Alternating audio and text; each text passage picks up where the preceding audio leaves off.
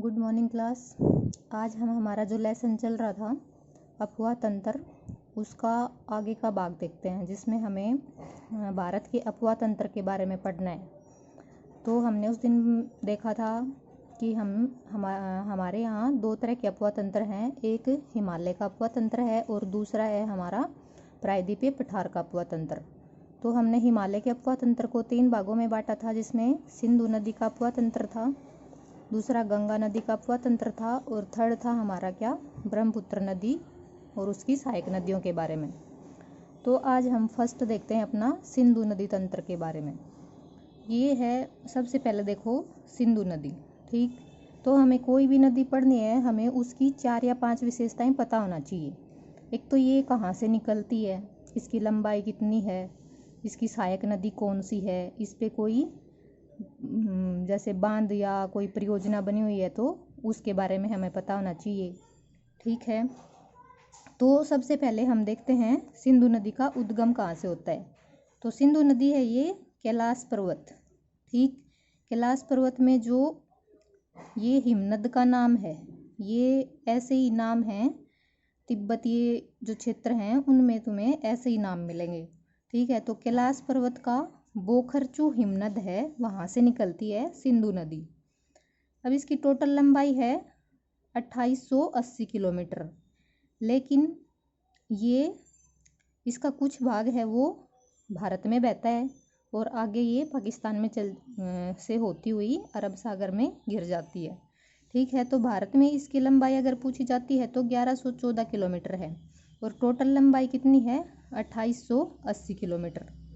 अब इसी के ऊपर एक समझौता हुआ था भारत और पाकिस्तान के बीच में, जिसे सिंधु नदी जल समझौता बोला जाता है। अभी बहुत वो बार बार न्यूज में आ रहे हैं कि सिंधु जल समझौता, उसके बारे में।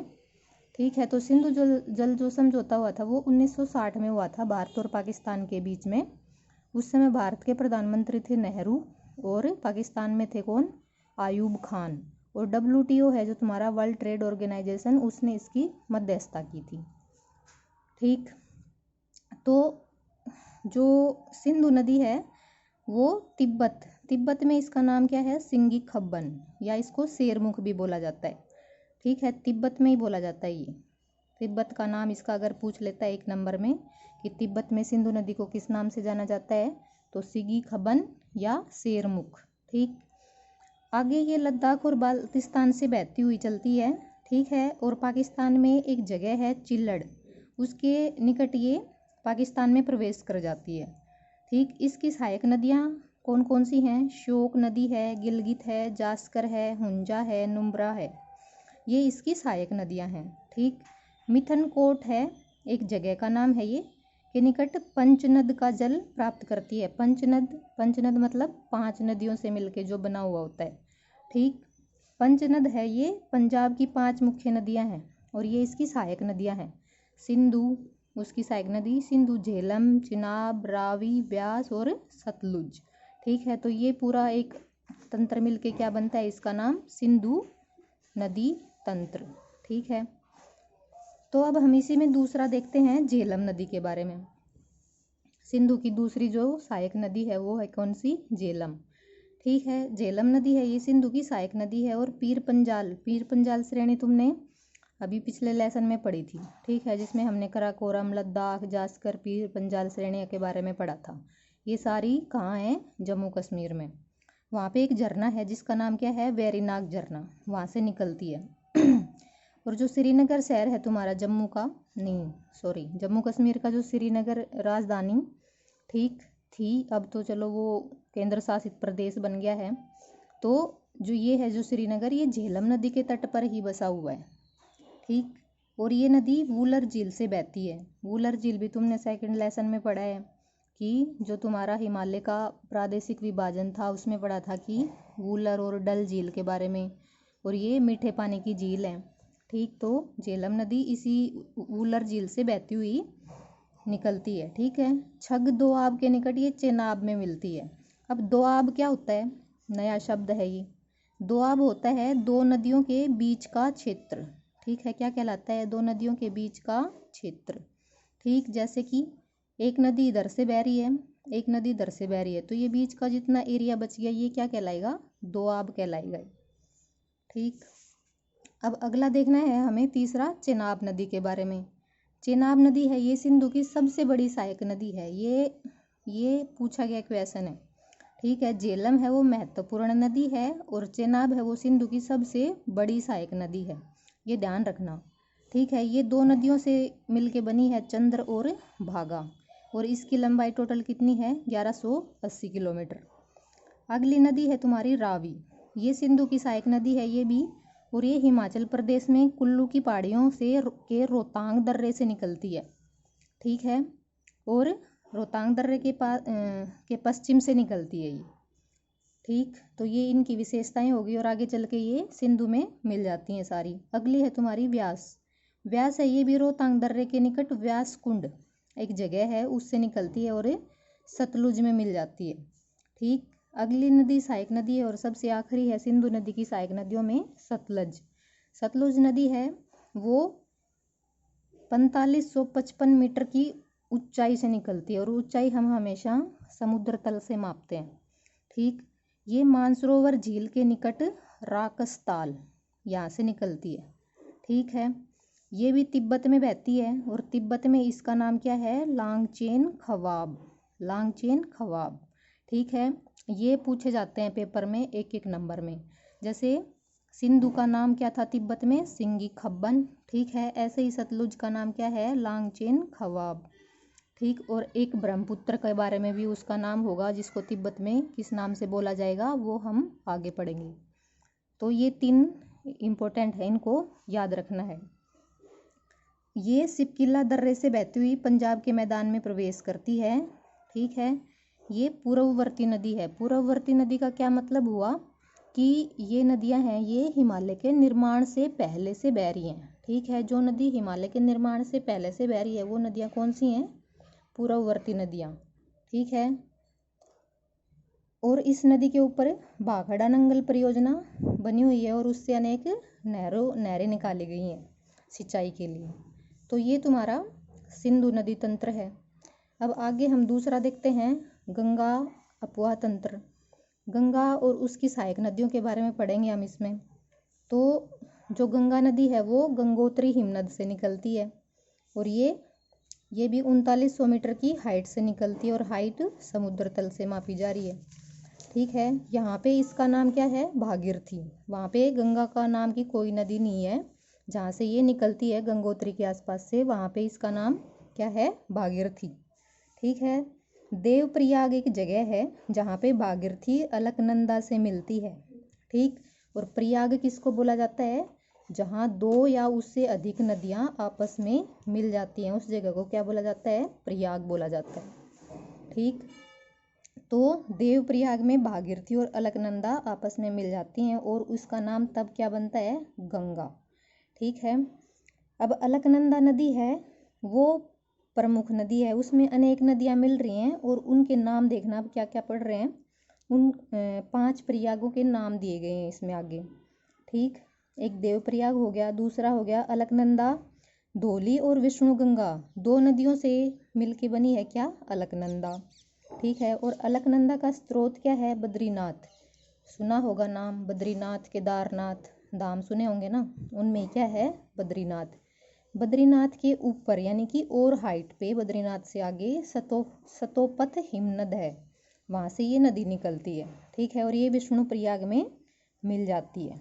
ठीक, अलकनंदा की तीसरी सहायक नदी है वो पिंडार नदी है वो इससे कर्णप्रयाग में मिल जाती है। अलकनंदा में काली या मंदाकिनी एक ही नाम है, ये नदी मिलती है कहाँ पे, रुद्रप्रयाग में। ठीक, और जो गंगा नदी है वो हरिद्वार में आके मैदान में प्रवेश करती है, उससे पहले वो पर्वतीय भाग में ही बहती है। ठीक है, तो ये गंगा नदी के बारे में था, और इसमें प्रयाग किसे कहते हैं और कौन कौन से प्रयाग हैं उनके बारे में था। अब आगे हम गंगा की और विशेषताएं देखते हैं कि इसकी लंबाई कितनी है, चौड़ाई कितनी है।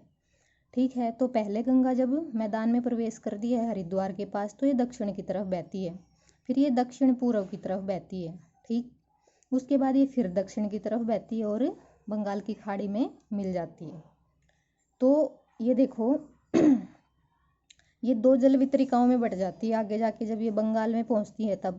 ठीक, जब ये डेल्टा का निर्माण करती है तो ये 2 नदी धाराओं में बट जाती है। एक का नाम भागीरथी और दूसरी का हुगली। ठीक है, वहाँ पे गंगा के रूप में नहीं रहती, वहाँ पे ये भागीरथी और हुगली में बट जाती है। अगर गंगा की टोटल लंबाई है वो 2525 किलोमीटर है। मोस्ट इम्पोर्टेंट है, याद रखनी है। ठीक, अब हम कितने राज्यों से बहती है और कितने राज्य में इसकी लंबाई कितने किलोमीटर एरिया में ये बहती है उसका देखते हैं। उत्तराखंड में 110 किलोमीटर एरिया में बहती है। उत्तर प्रदेश में 1450 किलोमीटर एरिया में बहती है।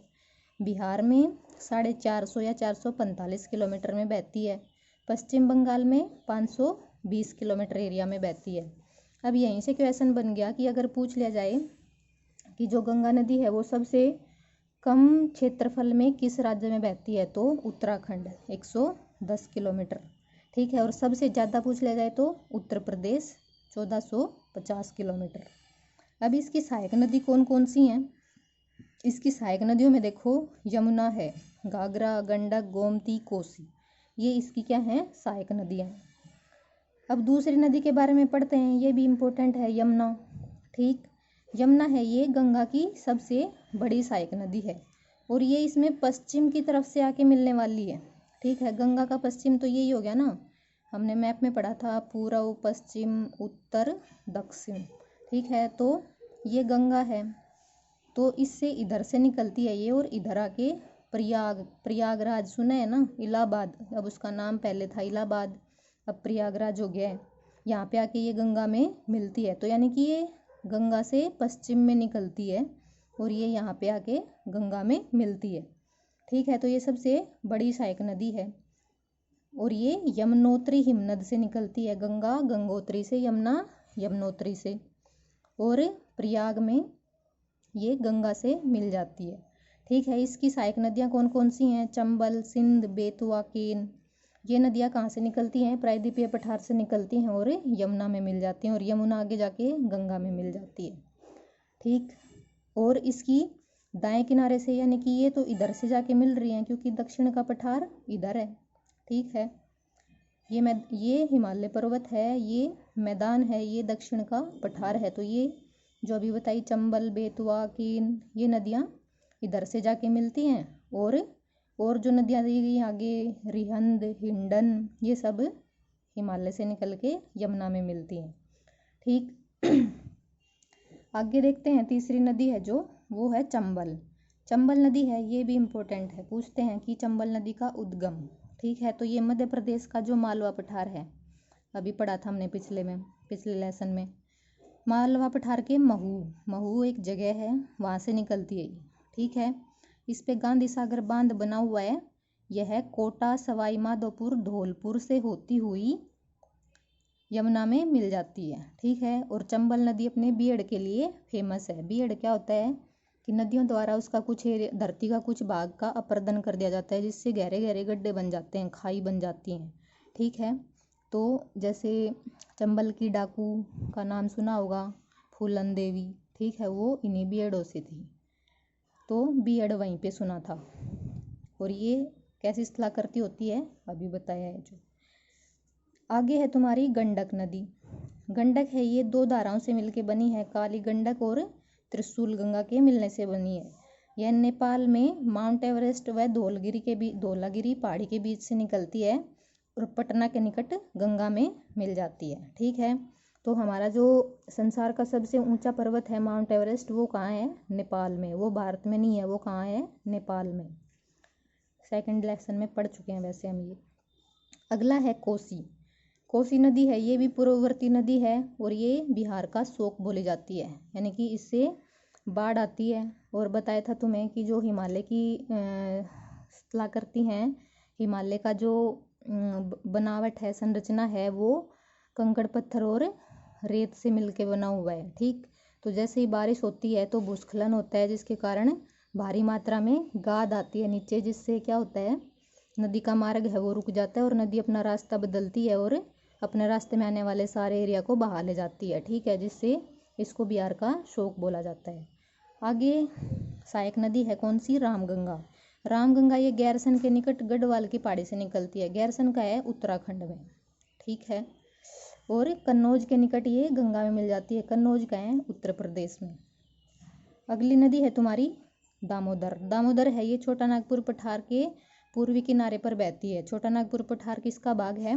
प्रायद्वीपीय पठार का, ठीक है। और ये आगे हुगली में मिलता है।